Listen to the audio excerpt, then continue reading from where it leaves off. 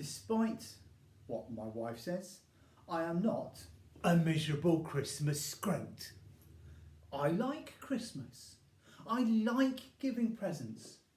Even better, I like getting presents.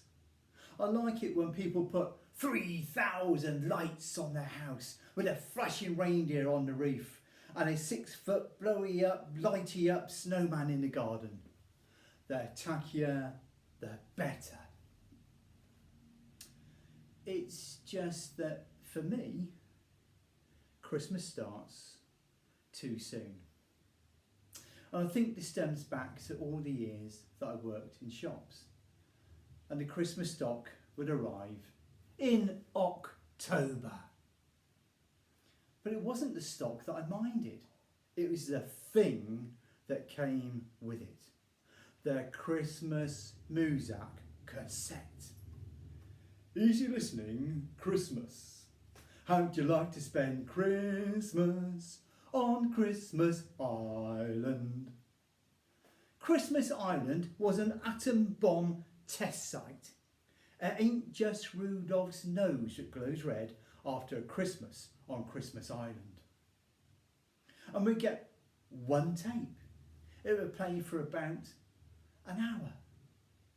And we'd put the Christmas tape on, and the first time round it was a novelty. Second time round we join in. And then on the third time round, it occurred to me I was going to hear this tape from 8:30 in the morning to 5:30 at night, all day, every day, for 10 long, soul-destroying weeks.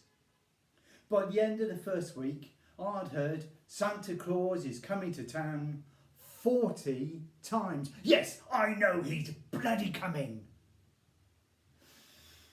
By the end of the second week, I'd heard Frosty the Snowman 80 times. I wanted Frosty to melt into a puddle. I would take his carrot nose, thinly slice it, and have it with fava beans and a nice Chianti.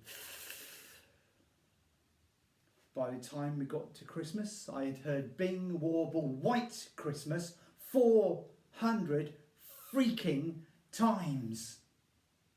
And there was no escaping this music. Even if I went out in my lunch break or on an evening, it followed me because every shop, every cafe and every bar had the same bloody tape. And it was a tape.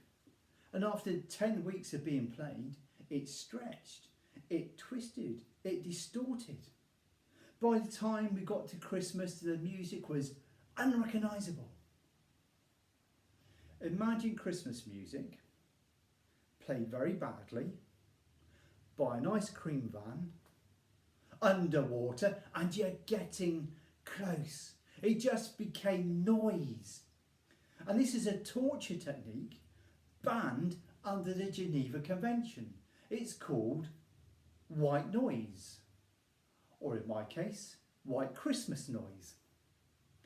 And the music messed with my mind. I started to hear it when it wasn't there. I woke up every morning drenched in sweat, exhausted from twisting and turning all night as I tried to outrun my recurring nightmare. In my nightmare, it was always last Christmas. I was driving home for Christmas. I was being chased by a sleigh, driven by a Bing Crosby-shaped Frosty the Snowman. And Frosty was draped in a long string of jingle bells that dragged behind him, like the ghost of Marley's chains. And this Bing Frosty mutant was accompanied by a giant Santa baby that was coming to town to get me. And somewhere, a demonic drummer boy was beating out rompa-bom-bom, rompa-bom-bom. I tried to get away from the music. I went for a walk on my own across the hills. And in the middle of nowhere, I'm dreaming of a... No, no, no.